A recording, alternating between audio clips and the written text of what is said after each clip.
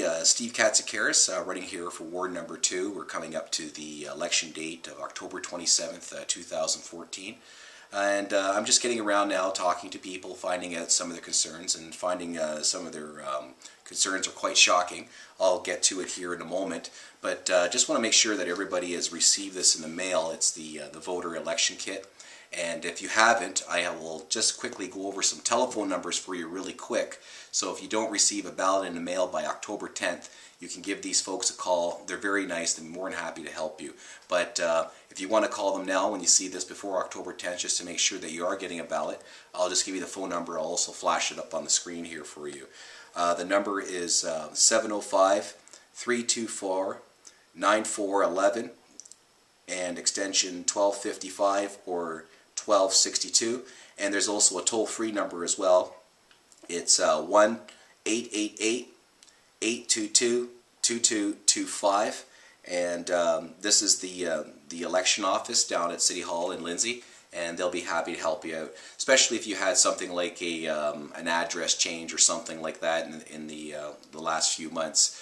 Your ballot might be going to your old address. So this is why I just want to make sure that if you're seeing this video now that you can give these folks a call and make sure that your ballot does come to the right address.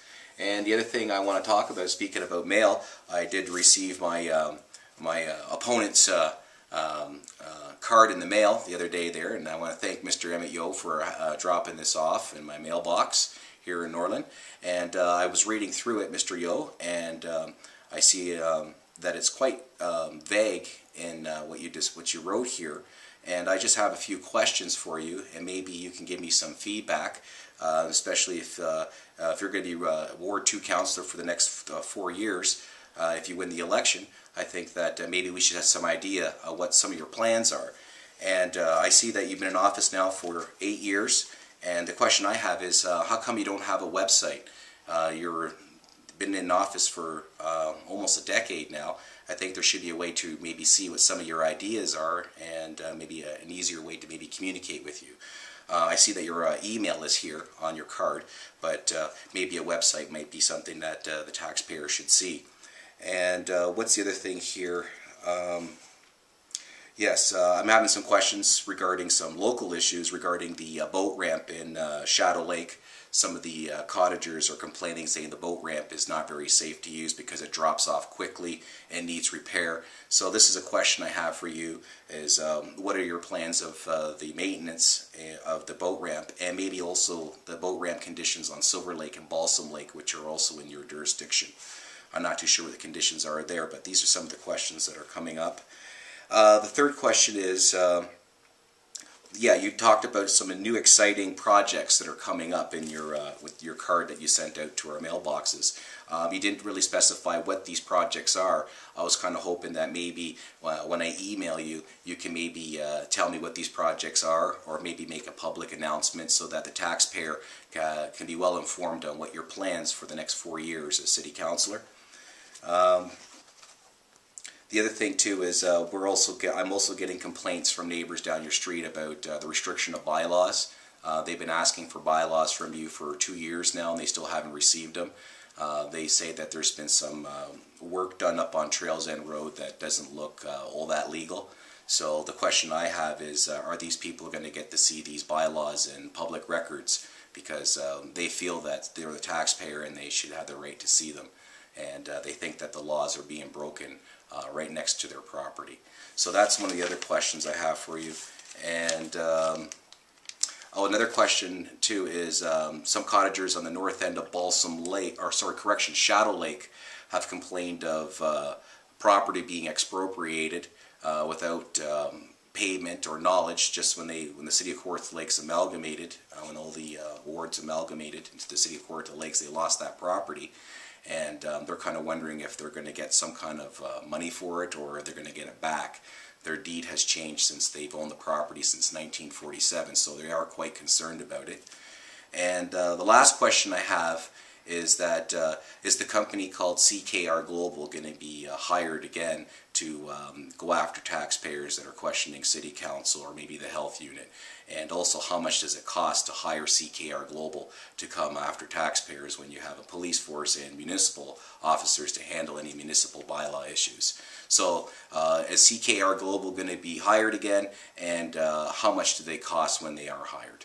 These are my questions I have for you, Mr. Yeo, and I wish you the best of luck in the election. And for everybody else, I'm also got these cards myself out, my own postal card, and I'm going to be talking about clean water as my main issue, making sure that the levels and the quality of water is government controlled and made available to you, so that you don't have to guess when the water is going to go up, go down, or if the water quality is not going to be good or bad. This is something that should be made well informed, especially for cottagers that are paying a lot of taxes to be here. The other issue is transparent government. We got to basically be transparent on all bylaws, building permits, stuff like that, especially when people have been in the area for generations and are questioning some of the things and activities that is happening next to their property. And accountability. If there is anybody in government that is in a conflict of interest or is involved in some kind of foul play, I feel that they should be brought to justice, and it is a criminal offense to abuse power. So I want to make sure that City Council is definitely held accountable for their actions, and being transparent is some way to prevent any bad things from happening. And the last thing is fair property taxes. My position on that is, especially for the cottagers, they're only part-time residents, and they don't use the services all year round. I like to see that the cottagers are kind of like red circled, kind of like farms are, so that they don't pay the same kind of taxes, or they don't fit into the same category as residential properties, making their taxes half of what they're paying right now. Excuse me. And lastly, improvements to tourism and small business opportunities.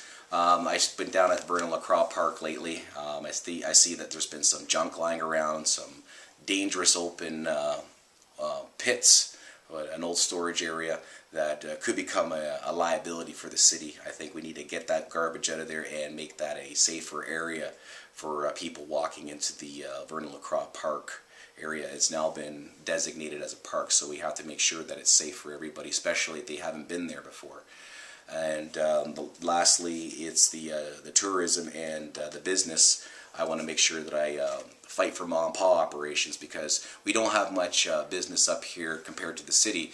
And the last thing I want to do or see is major corporations kind of coming in and taking over the tourist industry. So making the mom and pop small business a priority to me, and their survival is something that I really want to see in the upcoming years here in Norland Coboconk, as a well-groomed, a well-built-up tourist area that caters to local business, small business, family business, instead of the corporations like McDonald's or Tim Hortons. I'm kind of against that. I think that that could be a tragedy for the people here in Ward Number 2. And people do come up here to get away from the big city. The last thing they want to do is have the big city kind of plopping down on their front door. So that's pretty much all I have to say. And just want to maybe get back to me, Mr. Yeo, on those questions. And then I can read your response here on YouTube. And maybe we can have a debate too. I think that we do have two other candidates besides yourself and me running in this election. I think that maybe we should get a debate going, and maybe meet up at the Norland Community Center and talk about some other issues, like maybe aggregate mining and how close they have to be to cottage property or in town, and routing, taxation, etc. So I just want to get maybe get some more input back from you, Mr. Yeo, and also the other candidates, Allison Bones or Larry Hickman. I'd like to get some input and see what we could talk about, because I think at the end of the day we are practicing democracy here, and I think it's the taxpayers' right to know who exactly is running and what they stand for, and who's going to be the best candidate for them in the next 4 years. Thanks for watching, everybody. Have a great day, and looking for your support in the election. Thank you.